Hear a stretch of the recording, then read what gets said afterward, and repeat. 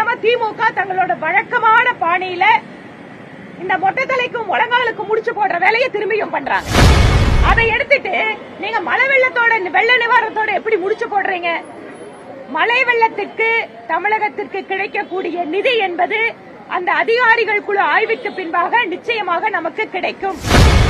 நாங்க ஒரு பைசா கூட கொடுக்கலன்னா பேரிடர் நிவாரண நிதியிலிருந்து கிடைக்கக்கூடிய அந்த அமௌண்ட உடனடியா மழை வெள்ளத்துக்கு பின்பாக மத்திய அரசு கொடுத்தது. மழை வெள்ள பாதிப்பிற்கு மத்திய அரசு எப்பொழுது நிதி கொடுக்கும் என்பது குறித்து செய்தியாளர் சந்திப்பில் பாஜக எம்எல்ஏ வானதி சீனிவாசன் தெரிவித்துள்ளார். மழை வெள்ள பாதிப்பு கொடுத்து நிதியமைச்சருக்கு நேரம் இல்ல, அதுக்குன்னு தனியான ஒரு சிஸ்டம் இருக்கு. அதுல அவங்க கொடுத்து அதை அசஸ் பண்ணதுக்கு அப்புறம் சென்ட்ரல் கவர்மெண்ட் அதுக்கு நிதி கொடுக்கும். அதுக்கான டைம் பீரியட் அப்படிங்கிறது இருக்கு.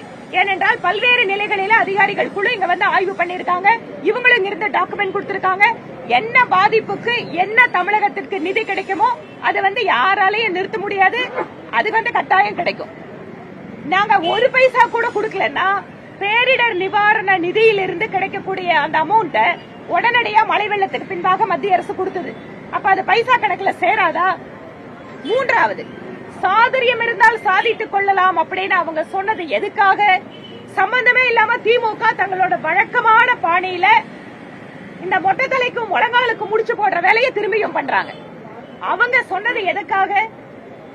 மக்கள் தொகை கணக்கெடுப்பின் அடிப்படையில் நாளை தொகுதிகள் வரையறை செய்கின்ற பொழுது இந்த மாநிலத்திற்கு பாதிப்பு வரலாம் இல்லையா என்று கேட்கின்ற பொழுது அவங்க சொன்ன பதில் மனிதவள குறியீடு, மற்ற துறைகளில் இங்கு நடந்திருக்கக்கூடிய முன்னேற்றம், இதை பற்றியெல்லாம் நிதி கமிஷன் முன்பாக எடுத்து கூறி அதற்கு அவர்கள் பரிகாரம் தேடிக்கொள்ளலாம் அப்படிங்கறக்காக பயன்படுத்தின வார்த்தை இது. அதை எடுத்துட்டு நீங்க மழை வெள்ளத்தோட வெள்ள நிவாரணத்தோட எப்படி முடிச்சு போடுறீங்க? மழை வெள்ளத்துக்கு தமிழகத்திற்கு கிடைக்கக்கூடிய நிதி என்பது அந்த அதிகாரிகள் குழு ஆய்வுக்கு பின்பாக நிச்சயமாக நமக்கு கிடைக்கும். தேவைப்படக்கூடிய நிதியை ஆரம்ப கட்டத்திலேயே மத்திய அரசு இங்கு வழங்கி இருக்கிறது. செய்திகளை உள்ளது உள்ளபடி தெரிந்து கொள்ள ரெஃப்ளெக்ட் நியூஸை சப்ஸ்கிரைப் பண்ணுங்க.